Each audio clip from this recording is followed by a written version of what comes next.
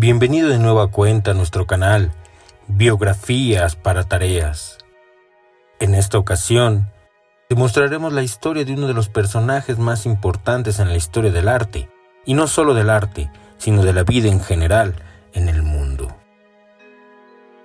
Este personaje, hasta el día de hoy, es uno de los más influyentes en toda nuestra historia.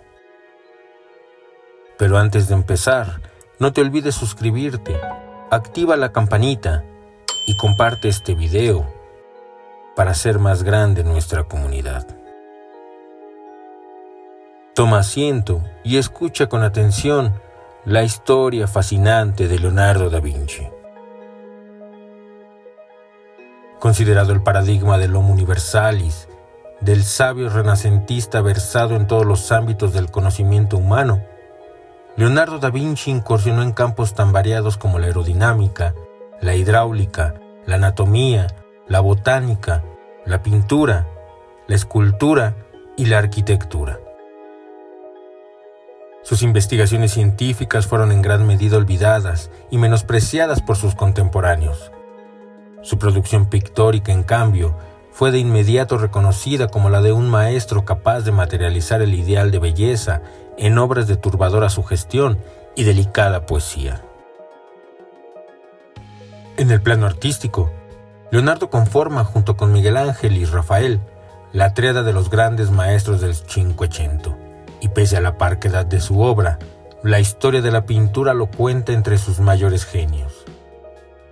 Por lo demás, es posible que de la poderosa fascinación que suscitan sus obras maestras proceda aquella otra fascinación en torno a su figura que no ha cesado de crecer con el paso de los siglos, alimentada por los múltiples enigmas que envuelven su biografía, algunos de ellos triviales, como la escritura de derecha a izquierda, y otros ciertamente inquietantes, como aquellas visionarias invenciones 5 siglos adelantadas a su tiempo. Leonardo nació en 1452 en la villa toscana de Vinci, hijo natural de una campesina llamada Caterina, que se casó poco después con un artesano de la región, y de Serpiero, un rico notario florentino. Italia era entonces un mosaico de ciudades-estado como Florencia, pequeñas repúblicas como Venecia, y feudos bajo el poder de los príncipes o el papa. El Imperio Romano de Oriente cayó en 1453 ante los turcos, y apenas sobrevivía aún, muy reducido, el Sacro Imperio Romano Germánico. Era una época violenta, en la que, sin embargo, el esplendor de las cortes no tenía límites. A pesar de que su padre se casaría 4 veces, solo tuvo hijos en sus 2 últimos matrimonios, por lo que el pequeño Leonardo se crió como un hijo único. Su enorme curiosidad se manifestó tempranamente. Ya en la infancia dibujaba animales mitológicos de su propia invención, inspirados en una profunda observación del entorno natural en el que creció. Giorgio Vasari, su primer biógrafo, relata cómo el genio de Leonardo, siendo aún un niño, creó un escudo de medusa con dragones que aterrorizó a su padre cuando se topó con él por sorpresa. Consciente del talento de su hijo, su padre le permitió ingresar como aprendiz en el taller de Andrea de Verrocchio. A lo largo de los 6 años que el gremio de pintores prescribía como instrucción antes de ser reconocido como artista libre, Leonardo aprendió pintura, escultura y técnicas mecánicas de la creación artística.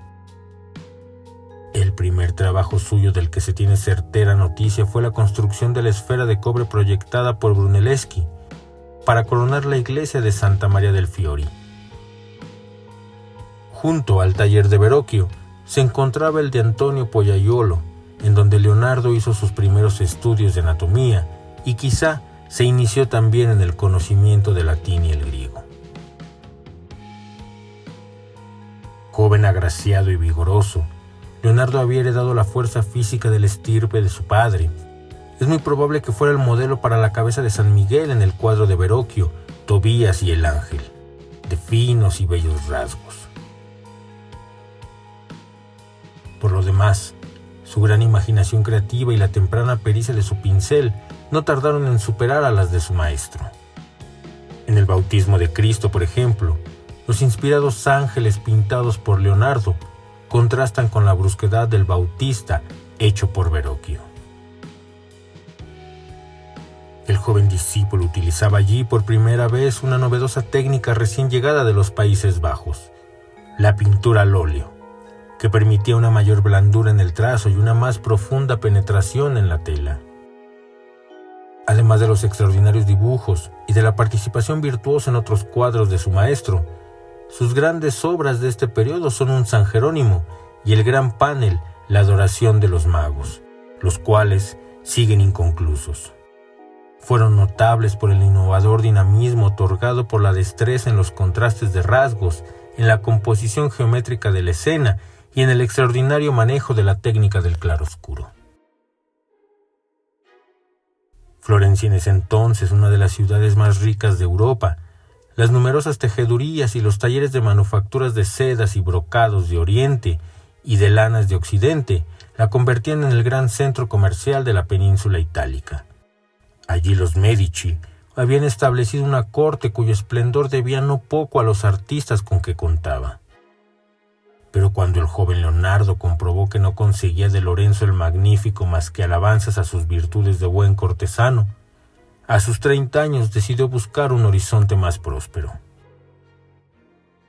En 1482 se presentó ante el poderoso Ludovico Sforza, el hombre fuerte de Milán, en cuya corte se quedaría 17 años como pictor et ingenierus.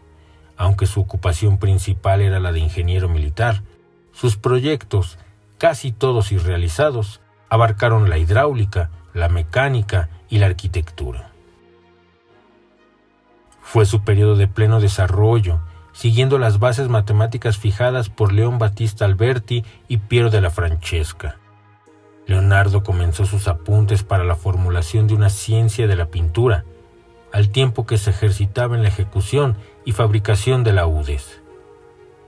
Estimulado por la dramática peste que asoló Milán y cuya causa veía Leonardo en el hacinamiento y suciedad de la ciudad, proyectó espaciosas villas, hizo planos para canalizaciones de ríos e ingeniosos sistemas de defensa ante la artillería enemiga. Habiendo recibido de Ludovico el encargo de crear una monumental estatua ecuestre en honor de Francesco, el fundador de la dinastía Sforza, Leonardo trabajó durante 16 años en el proyecto del Gran Caballo, que no se concretaría más que en un modelo en barro, destruido poco después durante una batalla. Resultó sobre todo fecunda su amistad con el matemático Luca Pacioli, fraile franciscano que hacia 1496 concluyó su Tratado de la Divina Proporción, ilustrado por Leonardo.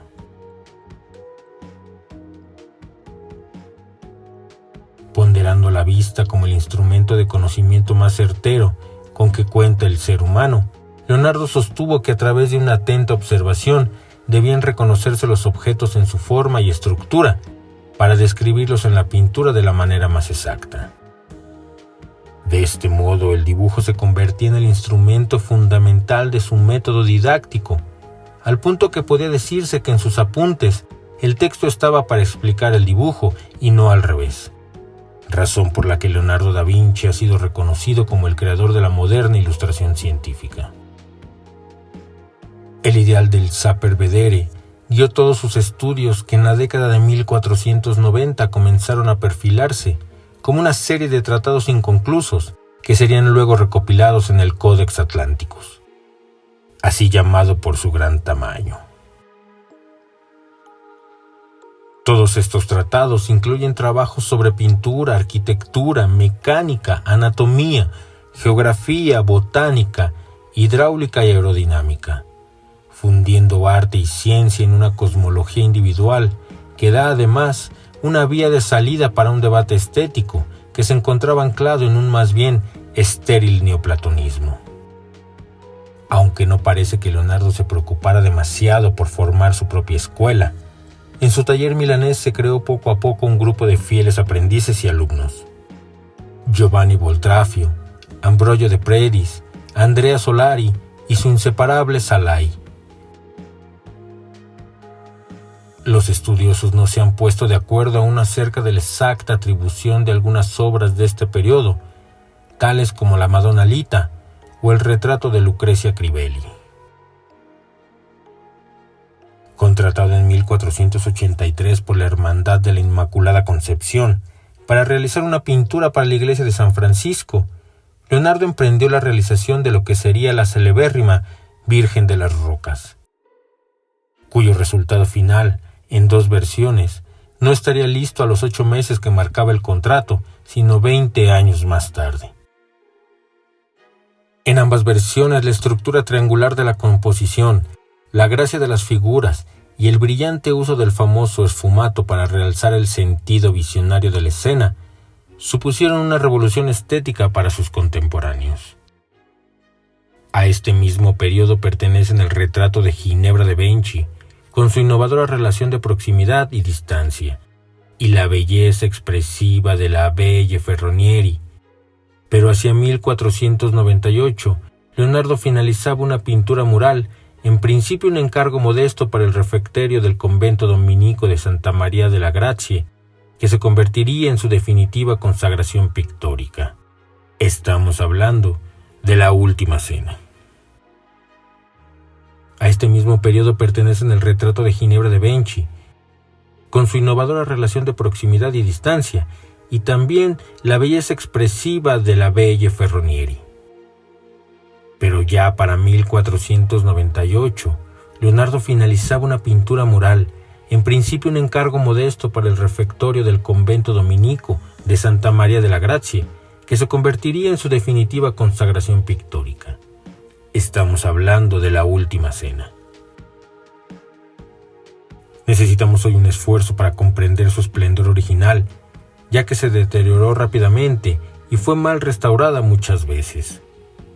La genial captación plástica del dramático momento en que Jesucristo dice a los apóstoles: «Uno de vosotros me traicionará», otorga a la escena una unidad psicológica y una dinámica aprehensión del momento fugaz de sorpresa de los comensales. El mural se convirtió no solo en un celebrado icono cristiano, sino también en un objeto de peregrinación para artistas de todo el continente. A finales de 1499 los franceses entraron en Milán. Ludovico el Moro perdió el poder. Leonardo abandonó la ciudad acompañado de Pacioli y tras una breve estancia en Mantua, en casa de su admiradora la marquesa Isabel de Este, llegó a Venecia. Acosada por los turcos, que ya dominaban la costa dálmata y amenazaban con tomar el Friuli, la señora de Venecia contrató a Leonardo como ingeniero militar. En pocas semanas proyectó una cantidad de artefactos cuya realización concreta no se haría, sino en muchos casos, hasta el siglo XIX o el siglo XX. Desde una suerte de submarino individual, con un tubo de cuero, para tomar aire destinado a unos soldados que, armados con taladro, que atacarían a las embarcaciones por debajo, o hasta grandes piezas de artillería con proyectiles de acción retardada y barcos con doble pared para resistir las embestidas. Los costes desorbitados, la falta de tiempo y quizá las pretensiones de Leonardo en el reparto del botín, excesivas para los venecianos, hicieron que las geniales ideas no pasaran de bocetos. En abril de 1500, tras casi 20 años de ausencia, Leonardo da Vinci regresó a Florencia. Dominaba entonces la ciudad César Borgia, hijo del Papa Alejandro VI. Descrito por el propio Maquiavelo como modelo insuperable de intrigador político y déspota, este hombre ambicioso y temido se estaba preparando para lanzarse a la conquista de nuevos territorios. Leonardo, nuevamente como ingeniero militar, recorrió los territorios del norte, trazando mapas, calculando distancias precisas y proyectando puentes y nuevas armas de artillería. Pero poco después el condottiero cayó en desgracia, sus capitanes se sublevaron, su padre fue envenenado y él mismo cayó gravemente enfermo. En 1503 Leonardo volvió a Florencia, que por entonces se encontraba en guerra con Pisa, y concibió allí su genial proyecto de desviar el río Arno por detrás de la ciudad enemiga para cercarla. contemplando además la construcción de un canal como vía navegable que comunicase Florencia con el mar. El proyecto solo se concretó en los extraordinarios mapas de su autor. Pero Leonardo ya era reconocido como uno de los mayores maestros de Italia. En 1501 había trazado un boceto de su Santa Ana, la Virgen y el Niño, que trasladaría al lienzo a finales de la década. En 1503 recibió el encargo de pintar un gran mural, el doble del tamaño de la Última Cena, en el Palacio Viejo. La noble florentina quería inmortalizar algunas escenas históricas de su gloria. Leonardo trabajó 3 años en la batalla de Anghiari, que quedaría inconclusa y sería luego desprendida por su deterioro. Pese a la pérdida, circularon bocetos y copias que admirarían a Rafael e inspirarían un siglo más tarde una célebre reproducción de Peter Paul Rubens. También solo en copias sobrevivió otra gran obra de este periodo, Leda y el Cisne. Sin embargo, la cumbre de esta etapa florentina y una de las pocas obras acabadas por Leonardo fue el retrato de Mona, abreviatura de Madonna, Lisa Gherardini, esposa de Francesco del Giocondo, razón por la que el cuadro es conocido como la Mona Lisa o la Gioconda. Obra famosa desde el momento de su creación, se convirtió en modelo de retrato y casi nadie escaparía a su influjo en el mundo de la pintura. Como cuadro y como personaje, la mítica Gioconda ha inspirado infinidad de libros y leyendas y hasta una ópera, pero es poco lo que se conoce a ciencia cierta. Ni siquiera se sabe quién encargó el cuadro, que Leonardo llevaría consigo en su continua peregrinación vital hasta sus últimos años en Francia, donde lo vendió al rey Francisco I por 4.000 piezas de oro. Perfeccionando su propio hallazgo del esfumato, llevándolo a una concreción casi milagrosa, Leonardo logró plasmar un gesto entre lo fugaz y lo perenne. La enigmática sonrisa de la Gioconda es uno de los capítulos más admirados, comentados e imitados de la historia del arte, y su misterio sigue aún fascinando. El interés de Leonardo por los estudios científicos eran cada vez más intensos. Asistía a disecciones de cadáveres sobre los que confeccionaba dibujos para describir la estructura y funcionamiento del cuerpo humano. Al mismo tiempo hacía sistemáticas observaciones del vuelo de los pájaros, con la convicción de que también el hombre podría volar si llegaba a conocer las leyes de la resistencia del aire. Absorto por estas cavilaciones e inquietudes, Leonardo no dudó en abandonar Florencia cuando en 1506 Charles de Amboise, gobernador francés de Milán, le ofreció el cargo de arquitecto y pintor de la corte. Honrado y admirado por su nuevo patrón, Leonardo da Vinci proyectó para él un castillo y ejecutó bocetos para el oratorio de Santa María de la Fontana, fundado por el mecenas. Su estadía milanesa solo se interrumpió en el invierno de 1507, cuando colaboró en Florencia con el escultor Giovanni Francesco Rustici en la ejecución de los bronces del baptisterio de la ciudad. Quizás excesivamente avejentado para los 50 años que contaba entonces, su rostro fue tomado por Rafael como modelo del sublime Platón para su obra La Escuela de Atenas. Leonardo, en cambio, pintaba poco, dedicándose a recopilar sus escritos y a profundizar en sus estudios, con la idea de tener finalizado para 1510 su tratado de anatomía. Trabajaba junto a Marco Antonio de la Torre, el más célebre anatomista de su tiempo, en la descripción de órganos y el estudio de la fisiología humana. El ideal leonardesco de la percepción cosmológica se manifestaba en múltiples ramas. Escribía sobre matemáticas, óptica, mecánica, geología, botánica. Su búsqueda tendía hacia el encuentro de leyes, funciones y armonías compatibles para todas estas disciplinas, para la naturaleza como unidad. Paralelamente a sus antiguos discípulos, se sumaron algunos nuevos, entre ellos el joven noble Francesco Melzi, fiel amigo del maestro hasta su muerte. Junto con Ambrogio de Predis, Leonardo culminó hacia 1507 la segunda versión de la Virgen de las Rocas.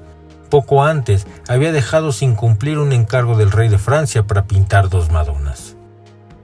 El nuevo hombre fuerte de Milán era entonces Gian Giacomo Tribulzio, quien pretendía retomar para sí el monumental proyecto del Gran Caballo, convirtiéndolo en una estatua funeraria para su propia tumba en la capilla de San Lazzaro Maggiore. Pero tampoco esta vez el monumento ecuestre pasó de los bocetos, lo que supuso para Leonardo su segunda frustración como escultor. En 1513, una nueva situación de inestabilidad política lo empujó a abandonar Milán junto a Melchi y Salai. Marcharon a Roma, donde se albergaron en el Belvedere de Giuliano de Médicis, hermano del nuevo Papa León X. En el Vaticano vivió una etapa de tranquilidad, con un sueldo digno y sin grandes obligaciones. Dibujó mapas, estudió antiguos monumentos romanos, proyectó una gran residencia para los Médicis en Florencia y además reanudó su estrecha amistad con el gran arquitecto Donato Bramante. Pero en 1516, muerto su protector Giuliano de Médicis, Leonardo dejó Italia definitivamente para pasar los 3 últimos años de su vida en el Palacio de Clox como primer pintor, arquitecto y mecánico del rey. El gran respeto que le dispensó Francisco I de Francia hizo que Leonardo pasase esta última etapa de su vida más bien como un miembro de la nobleza que como un empleado de la Casa Real. Fatigado y concentrado en la redacción de sus últimas páginas para el nunca concluido Tratado de la Pintura, cultivó más la teoría que la práctica, aunque todavía ejecutó extraordinarios dibujos sobre temas bíblicos y apocalípticos. Alcanzó a completar el ambiguo San Juan Bautista, un andrógino duende que desborda gracia, sensualidad y misterio. De hecho, sus discípulos lo imitarían poco después, convirtiéndolo en un pagano Baco que hoy puede verse en el Louvre de París. A partir de 1517 su salud, hasta entonces inquebrantable, comenzó a desmejorar. Su brazo derecho quedó paralizado, pero con su incansable mano izquierda, Leonardo aún hizo bocetos de proyectos urbanísticos, de drenajes de ríos y hasta decorados para las fiestas palaciegas. Convertida en una especie de museo, su casa de Amboise estaba repleta de los papeles y apuntes que contenían las ideas de este hombre excepcional, muchas de las cuales deberían esperar siglos para demostrar su factibilidad y aún su necesidad. Solo por las 3 telas que eligió para que lo acompañasen en su última etapa, puede decirse que Leonardo poseía entonces uno de los grandes tesoros de su tiempo. El 2 de mayo de 1519 muere en Francia. Su testamento legaba a Melzi todos sus libros, manuscritos y dibujos, que el discípulo se encargó de retornar a Italia. Como suele suceder con los grandes genios, se han tejido en torno a su muerte algunas leyendas, unas de ellas inspirada por Vasari. Pretende que Leonardo, arrepentido de no haber llevado una existencia regida por las leyes de la Iglesia, se confesó largamente y con sus últimas fuerzas se incorporó del lecho mortuorio para recibir, antes de expirar, los sacramentos. Como te habrás dado cuenta, Leonardo da Vinci es uno de los personajes más polémicos, pero también más misteriosos de toda la historia. Dejando un legado único en diferentes disciplinas, la vida de Leonardo da Vinci siempre servirá de inspiración para las siguientes generaciones. Si te gustó esta historia, no olvides suscribirte, activar la campanita y compartir este video para seguir compartiendo más biografías para tareas. Te esperamos en la siguiente entrega.